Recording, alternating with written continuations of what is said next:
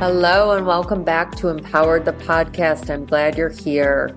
I am your host, Linda Brand. I created this podcast because I overcame a lot of challenges in my life, and I want to support others by spreading a message of hope and healing and sharing authentic stories of real life people who have transformed their lives, who have inspiring stories to share, as well as entrepreneurs and health and wellness experts.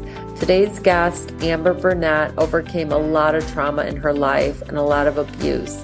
From a young age, she suffered and struggled. Her mom died when she was 3 years old, which left her being raised by her family of origin, as you will hear her call them. Amber overcame so much and is now on the other side. She's helping and supporting others with her coaching practice. She's happily married. They have 6 kids at home together.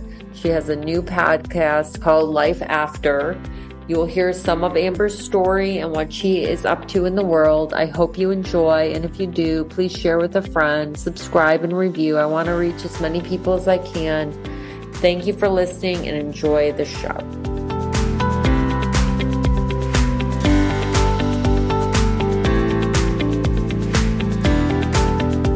Hi, Amber. It's so nice to see you and have you here on my show. Thank you for being here.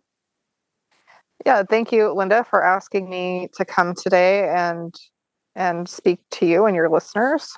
Awesome. So you have a podcast called Life After, and you're a coach, and you're a mom with a younger baby, newly married, by the way. Congratulations. Thank you. You're welcome. Share with the audience. Tell us a little bit about you and how the podcast started and about you. And we'd love to hear your story and what you're up to. All right, so I'll start with the podcast and then I'll work backwards a little bit. I think all those pieces I'll weave in together. So podcast is called Life After, and it's all about finding happiness and fulfillment in life after we've experienced something hard or something traumatic or experienced some adversity. It's really that journey of how we got to that, place of being happy again and finding all of the good that there is in life. Okay. I was going to ask you, did you have something happen to you personally that you went with this subject? Yes, absolutely. So I have a long, complicated trauma history. Really started when I was very little. My mom died when I was 3. My family of origin that raised me, it was very chaotic, very abusive. I prefer not to go into the deep, gory details, but right. For listeners that have some awareness and are in this field, my expanded ACEs score, which is adverse childhood experiences, is 17, which is very, very high. What that means statistically is that you're very likely to have anxiety, depression, PTSD, even asthma, and chronic heart problems. Deep impact is what I'm trying to say from that. And I'm 40 and I feel like these conversations about trauma are just happening. I didn't understand that it was trauma when I was a little, my little person. My little person believed what the people in my house were telling me, that I was bad, and if I just listened, no one would hit me, and if I just did what I was told, then no one would yell at me, and just all these things. I really internalized a lot of it, and I really took on a lot of that shame because I didn't understand what was going on, and because I didn't understand it, just everything played out like the statistics tell us that it will play out when you have unhealed trauma. My relationships were marked with domestic violence. I had a lot of instability. I had difficulty just in my own self-worth and confidence. So, then that means that, you're not reaching your earning potential because of all those things. Yep. And my older kids, I did the best that I could with what I had at the time, but, they grew up in a lot of chaos. And just, I had my own unhealed trauma. And I came to a point in my mid-20s when I was talking to someone in my family of origin, and I can still remember it, and I can still feel what it felt like in that conversation. It was a really brief one, but just everything clicked in my head, and just like the veil was lifted, and like I understood that I wasn't necessarily bad, that they were like abusive, like manipulative people. And so that set me into a journey of, okay, if that's true, then what do I do with it?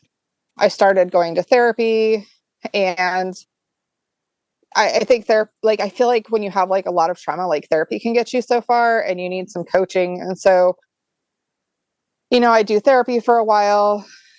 Therapists typically, because of insurance limits and their rules, they're like, all right, well, you're doing well enough. We don't need to see anymore, but you have all this stuff going on inside, right? Yeah. So I started looking at other ways for healing. It was actually a business conference really helped me because it was all about systems. So it helped me like improve my executive functioning and kind of step out of the emotions. So that got me a little bit further.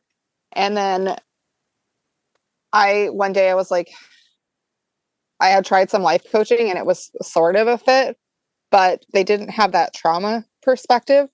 So they could only get me so far. Like they were doing good things, but for what I needed, it wasn't quite there. So I was like, there has to be something like this. Like there has to be like a trauma informed life coach. And I found a program. I got certified with it. And that really helped me not only for my own progress and my own healing, but then it gave me a way to be available for other people that were in a similar situation that, they weren't in like a deep crisis mode where they really needed like professional mental health and really needed like some strong supports. They just were at a point where I know some things quite aren't where I want. I know my trauma is part of this and I need some support and accountability to understand it and move myself forward. And so I've done that. I keep a smaller coaching caseload because I want to be fully available for my clients, and I want to be respective of my own capacity with my trauma history. Did you go to college, or what did you do after high school? Like you immediately, like you knew this was your purpose work because you had your own personal journey. Is this what got you into doing this kind of healing work with others?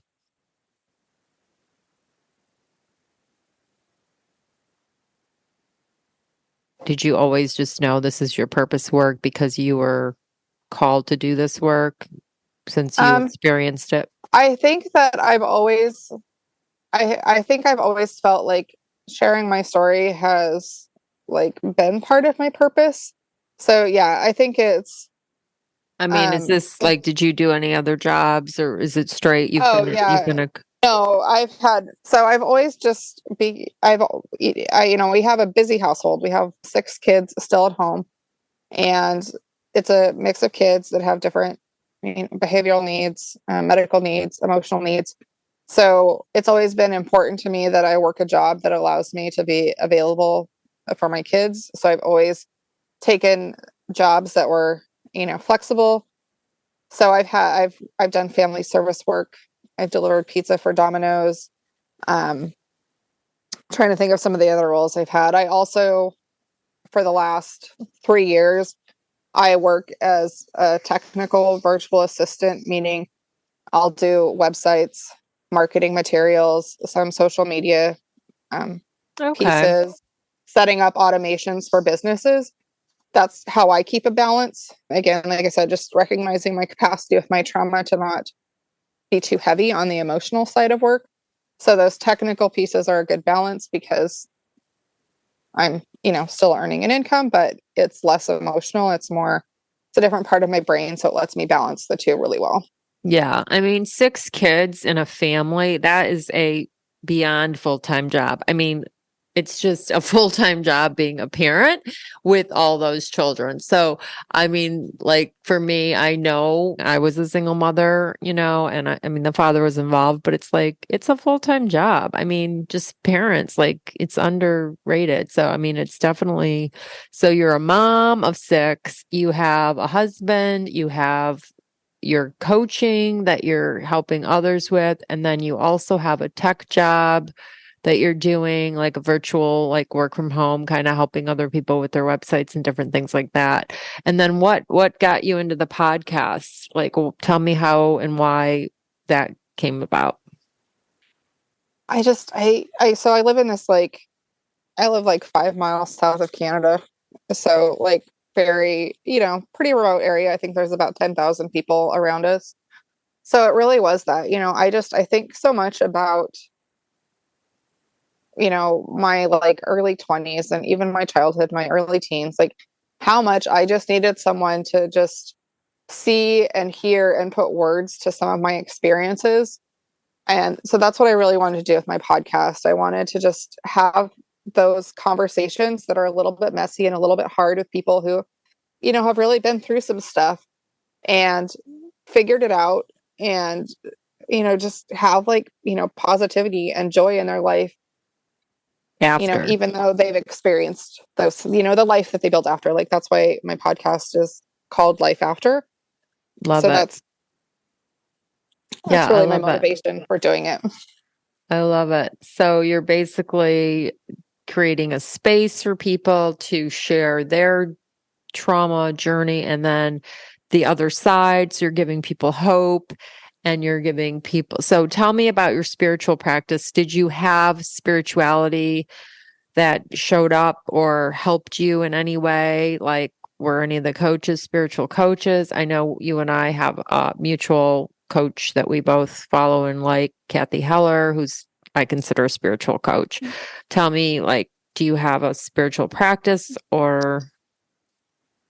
Yeah. So I'll say it's complicated, and I'll explain what I mean by that. So I kind of grew up in the church, but it didn't mean a lot to me because, family of origin, they'd go to church on Sunday, everything's fine, perfect, and then all this chaos at home, right?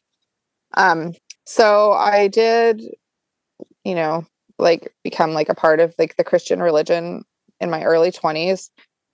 And I know this is because of my trauma. I was really choosing churches that followed a lot of patterns for my family of origin. There was just a lot of unhealthy things that I picked up, a lot of spiritual abuse. And when unfortunate. when it came time to leave my older kid's dad, obviously for safety reasons, the church knew it. When I chose to leave to keep the kids safe, the church totally shunned us. Still, some of them still won't talk to us, and this is many, many years later. It was a hard good thing, because it really made me start unraveling things I had been taught versus what do I actually believe.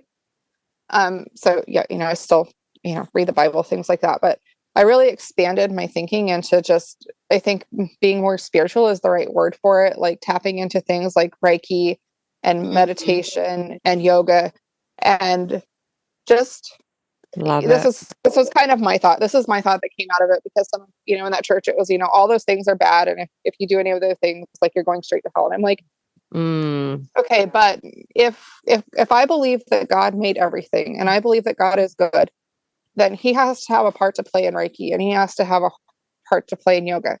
And if I don't open my mind to what could be there, I'm missing out on something. These people obviously have seen something, and they know something that brings healing to people. So why would I shut my mind to that? It was kind of an evolution for me to be open to that and learn to use those and work them into my own, practices. Yeah. Yeah. Personally, I take what I like from every I don't have to choose a religion. Like my son, he doesn't like religion. I always thought religion was good because it taught people right and wrong, and it was better than no religion. But truly, there's a lot of fear in religion, and I don't like that. I don't believe that God is somebody I think it's an ever-loving, forgiving God. And so I guess what I'm trying to say is, personally, I think we get to choose our beliefs, and you can believe in a higher power, universe, source, spirit.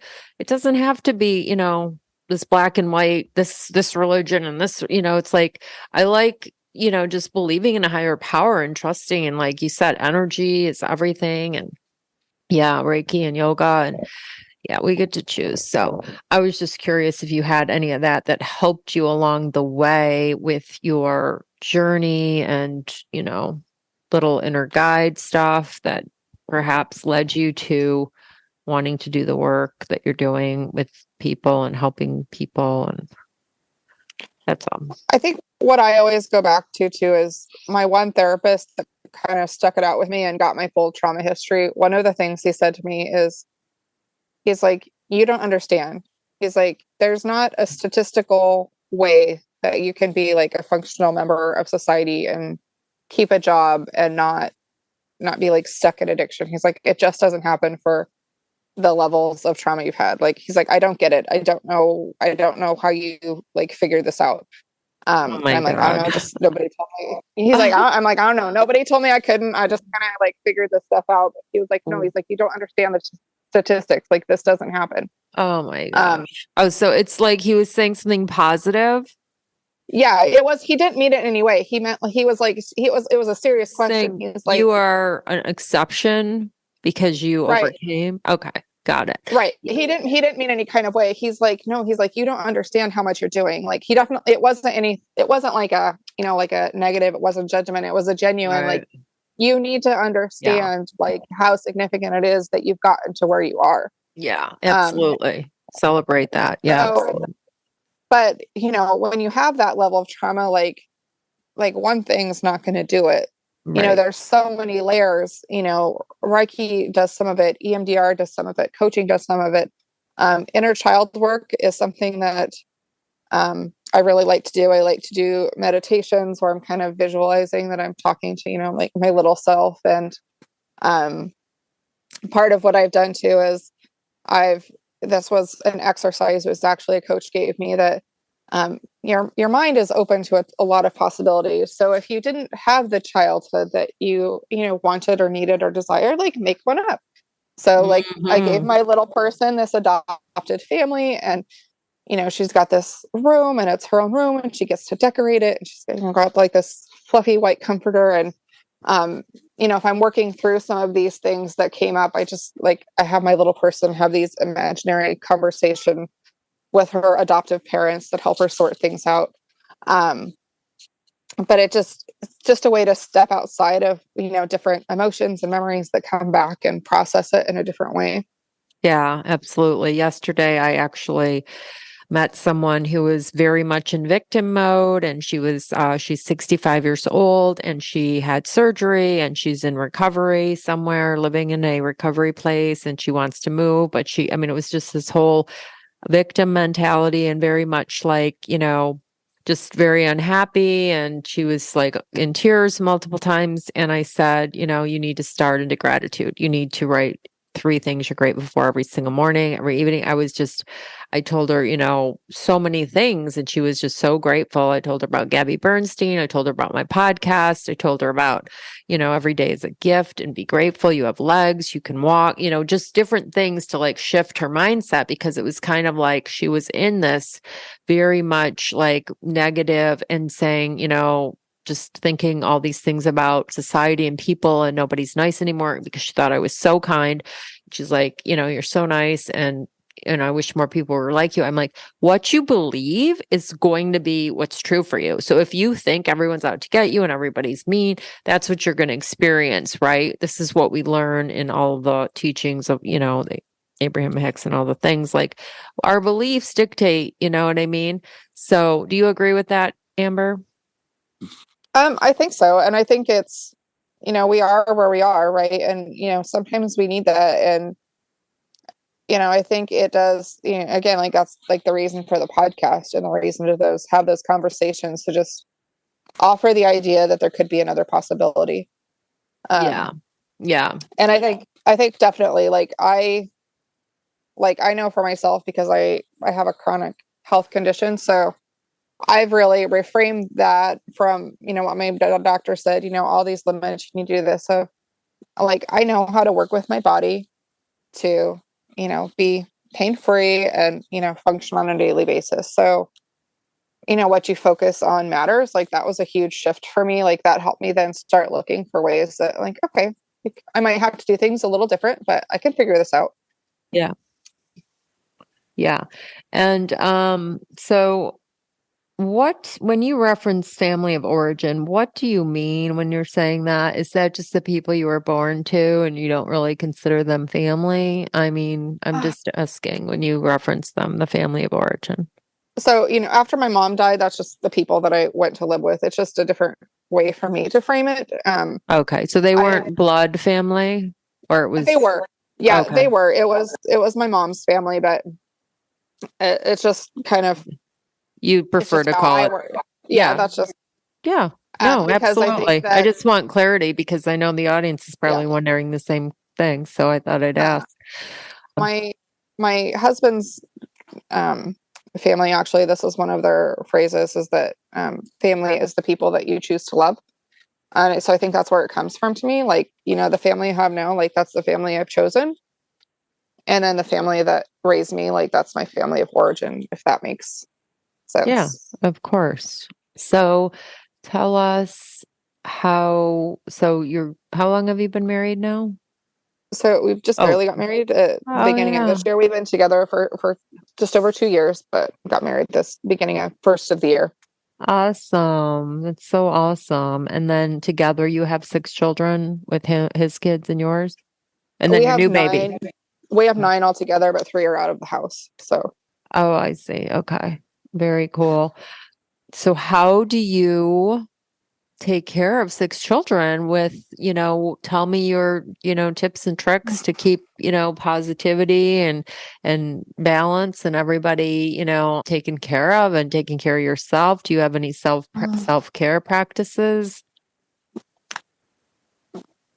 I I've just really learned to build some of those self-care practices into my routine. My husband and I just have good conversations about, what needs to be done, in a given day, and just different things that need to be done. But for myself, I've learned to build like some meditation into my day. I've learned to just recognize when I'm getting overwhelmed, when I'm getting stressed out, and, go for walks, do So some art, I see. do So some like fun things with the kids. self-awareness. So you're like, you notice how you're feeling and then you're like, okay, I need to go for a walk. Let's do something fun with the kids and play. Is that what you mean? Yeah. Yeah. Yeah. And, too, I regularly see a therapist. So it's just, at first, like when you build these habits, it's a little bit overwhelming. I think one of the first things I did was just, okay, I'm gonna try going for a walk like a couple days a week, and then I really learned that meditation was really helpful for me. So I have a few of those that I'll use, and like I have some of them I've done so regularly that like I almost have them memorized. So I might be washing the dishes, or I might be helping a kid with homework, but thinking about some of those meditation questions, or I might be doing some breath work as I'm doing it. So it's not like I need to just completely like, pull myself out of everything that's happening. I've learned to integrate it into what I'm already doing throughout the day, if that makes sense. Yeah. What else would you like to share about your podcast or your coaching business? What is there anything you want to share with the audience? And then I have a couple more questions. Yeah, sure. So obviously, I would invite you to check out the podcast. It's Life After, and see if there's some things on there that, speak to you and that you relate to. I'm also like very open. Like, I really want this to be like for my listeners. So you can always on Instagram, it's Become You Coaching. If you're like, hey, I'd love to hear about this, like send me a message on Instagram, and I will find someone that relates with that. I actually had someone ask for that. I had released an episode that was about domestic violence, and someone said, well, hey, what about men who experience this? Hey, what about people who are in same-sex relationships that experience, like, what about that conversation? So I was able to find some people that can speak on that, and those episodes will release. But I guess that's what I'd want to say. See what's there that's for you, and if there's something that's not, like, I'll find the person. Just let me know. Okay. As far as my coaching, I have some classes that will be coming up. I'm going to be doing a parenting class in March that just kind of talks about some of the tips, tricks, strategies, self-care pieces for, especially if you're parenting kids who do have extra needs. Just some different things that we've learned through the years from therapists that we've worked with. So that's what I Yeah. have come in that realm. So, and then if you have go ahead. questions, go for it, and I'll try and answer Okay. those. Well, I was going to say, it came to mind while you were talking, like, what would you recommend to someone listening that is looking for a therapist? What advice do you give them on how to find a good therapist? What would you recommend? Okay, so there's a couple things. I would say, first of all, trust your intuition. Like, your intuition is going to tell you more than anything that Google can tell you. If it doesn't feel right, it's probably not right. And on the same turn, it might be a little bit uncomfortable, but uncomfortable feels just a little bit different than this isn't the right person. The other thing too is, most therapists will let you have like 1 or 2 sessions just to kind of feel it out. I say just try it, just see how it feels with that person. I would say most therapists now have some, trauma training. So I would say don't go with someone that still kind of maybe stays with some um, shame-based strategies. Like, there are a few therapists out there might be like, oh, well, you could have done this different, or you're not trying hard enough. I would say that's probably not your person. I think that you can find someone that's going to really hear you and support you more than that.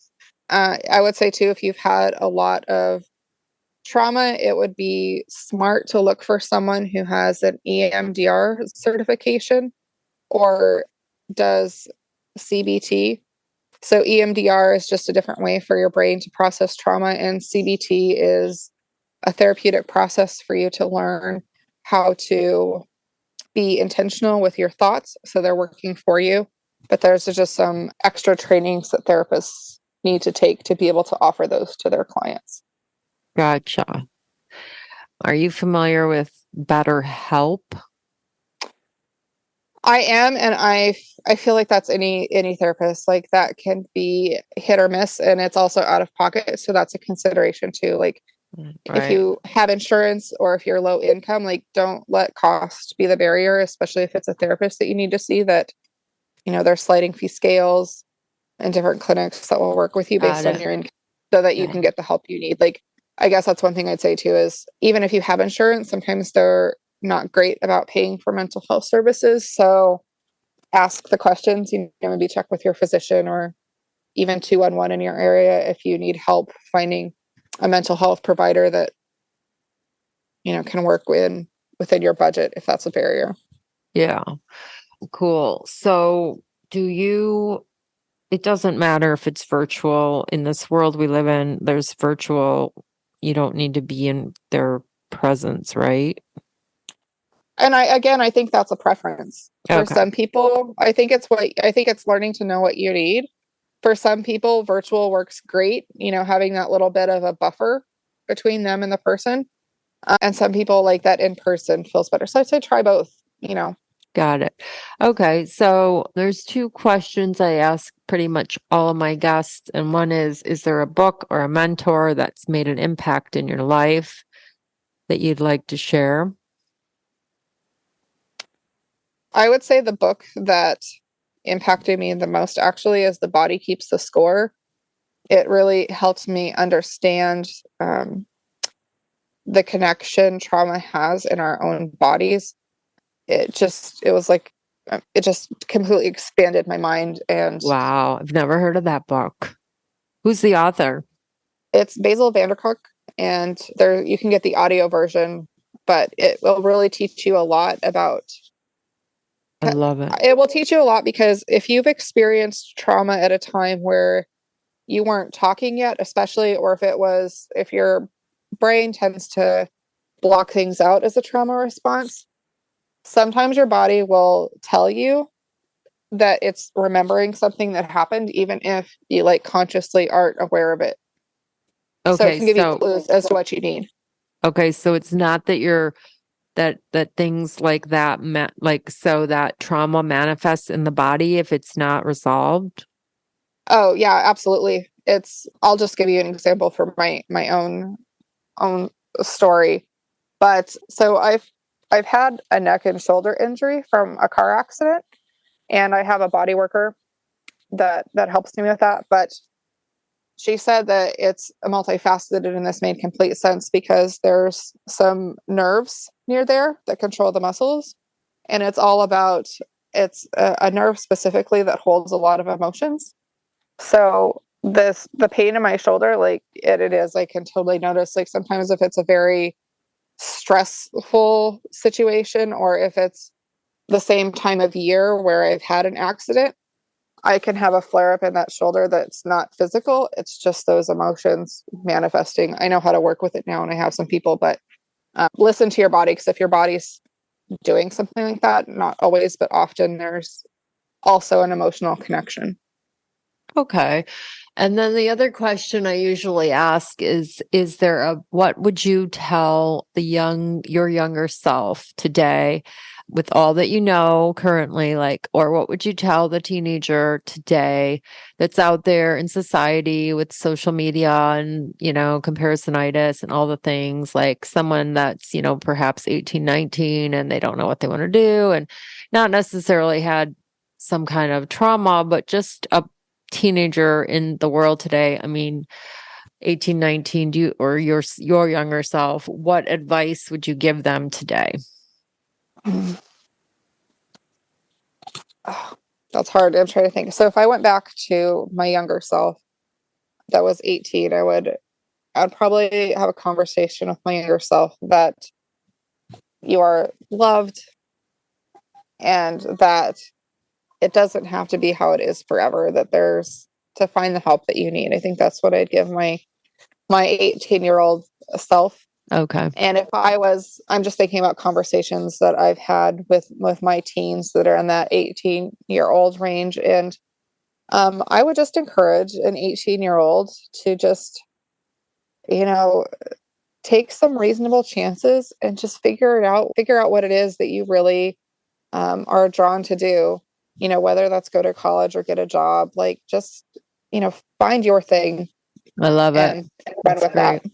That's great. Yeah, because that was a big thing for me growing up, is I never felt that I was loved. I never felt like I belonged somewhere. Right. So that was a huge thing for me to reconcile and come to terms with, and really learn to love myself.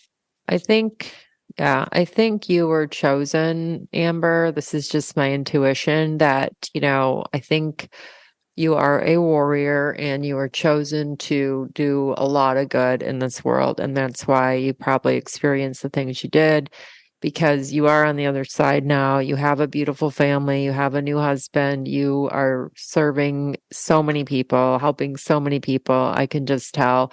And, that's likely why your path was how it was, I mean, it's just my intuitive feeling. And, it's like I've had my own stuff, and I can't explain, but basically what I learn is that, like, you are chosen to, you are being called. Like, that's why you had the life you had. And, I love that you're helping so many people. I love that you're doing this podcast, and it's just a blessing in this world, and it's needed.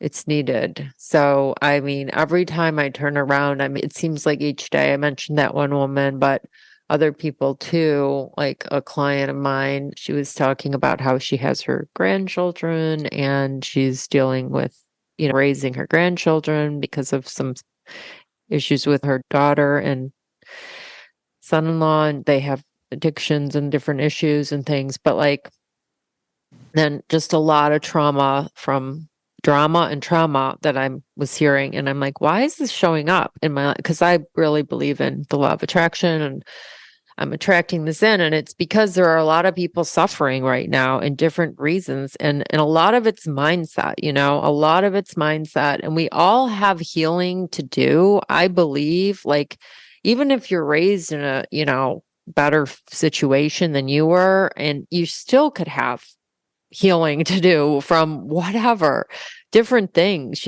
and I sure have. And I was very sick, and I feel like part of that was my body exactly going down from the toxic way I was thinking and being, and it ends up being a blessing on the other side. I'm just saying, like, literally taught me how to take care of myself, taught me how to love myself. I started my self-love journey and my gratitude journey and my spiritual practice all when that stuff went down with my health, back in 11 and 12. So, I mean, there's always seems like there's an underlying blessing, and then the only other thing I'd say is, like, the past is gone. And I know that there's healing and stuff to deal with, but I like the spiritual practices and the spiritual beliefs around, like, the past is gone. You don't have to, I mean, no disrespect from what I'm about to say, but it's like, we're not defined by that. And it's like, I went through this gratitude training practice, this course, and I walked in, I was crying at the beginning of the course because in front of all these people, because I had the Lyme disease, my issues. And he's like, you identify yourself with Lyme disease?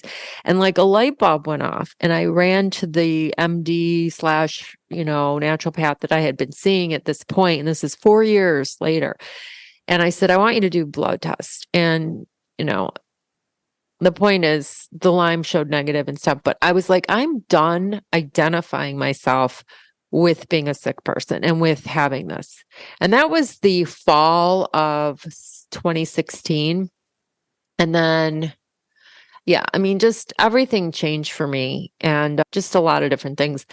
But ultimately, we are not identified by our past.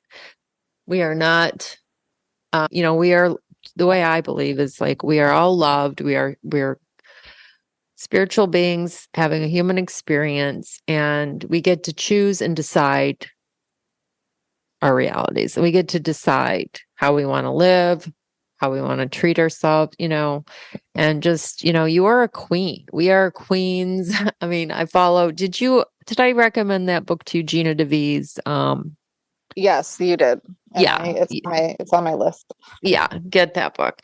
And because, we are, supposed to, I think it's our birthright to be abundant and all that. So, and to have the things and desires of our heart. But yeah, so that's my 2 cents. It's just kind of like, the past is gone. And, for me personally, I don't like talking about it. I don't have to talk about it. I had my own, like, I was in trouble with the law. I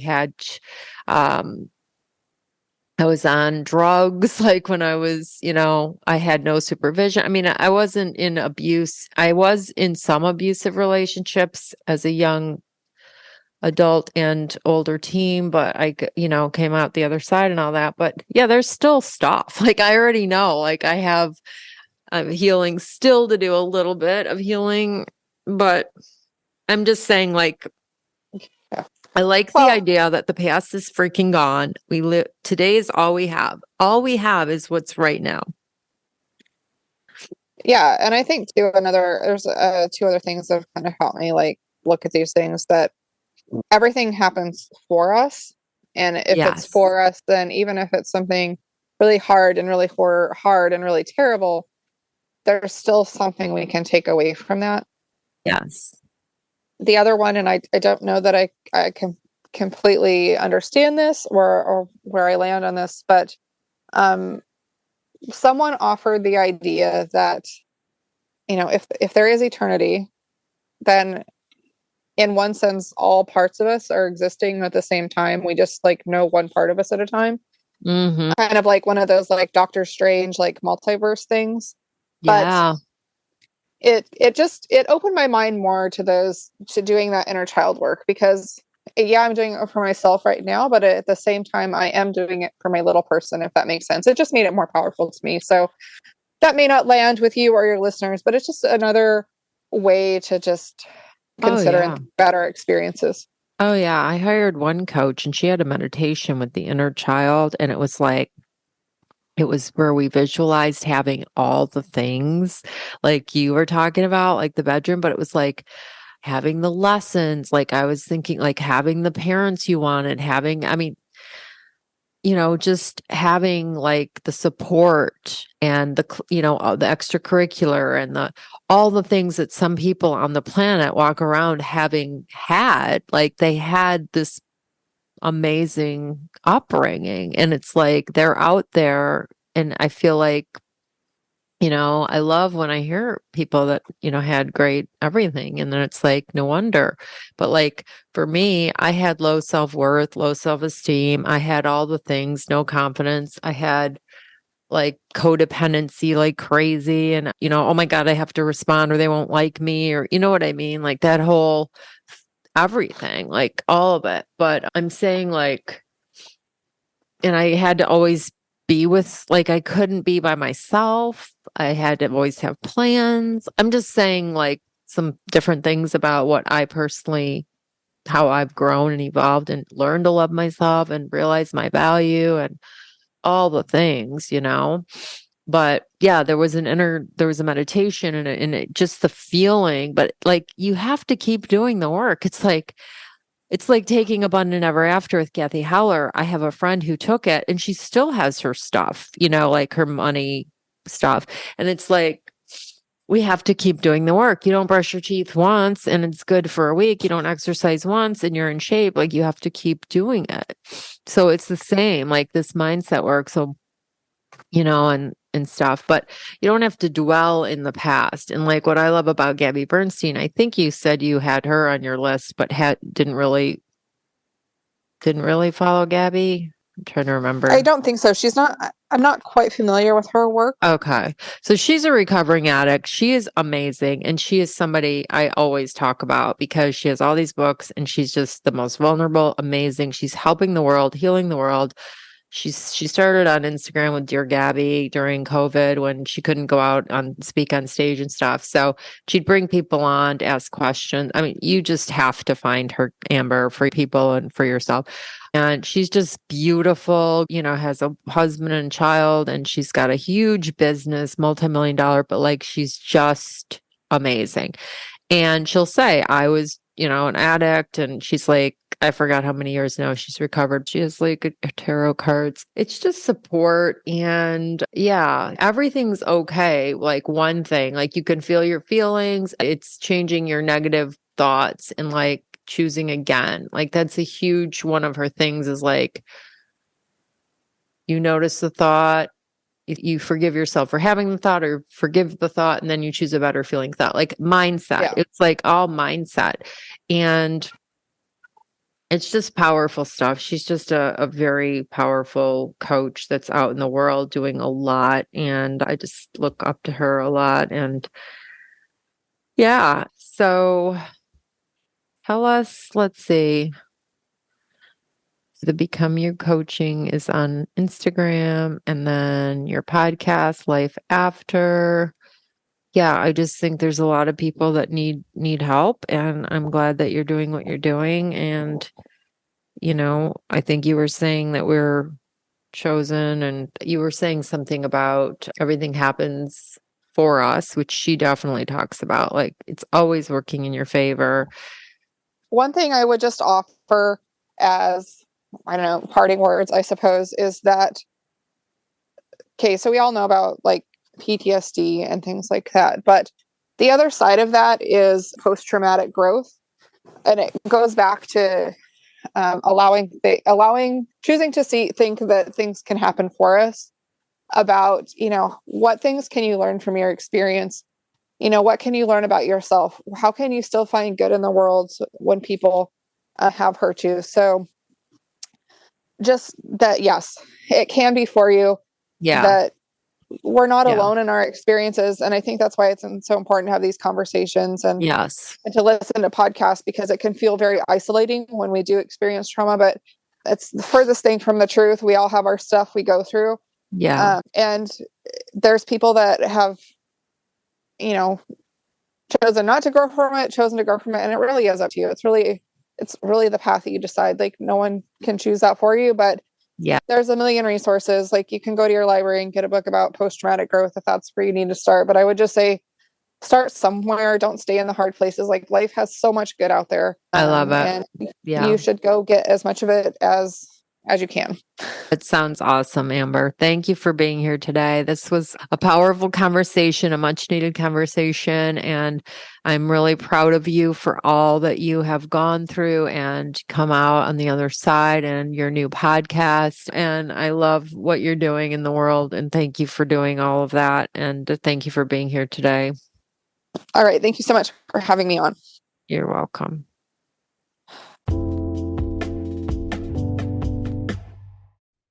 Wow, that was a powerful episode. I hope you took away something from that. Amber is definitely an inspiration. She's living a beautiful life today after years of suffering. So I hope that's hope for you and anybody listening. There's hope for everybody. Trauma is something we can overcome. We all suffered with little t or big T trauma at some point in our lives, and we can heal. We all can have joy in our life. We can let go of the past. I want to spread hope and healing.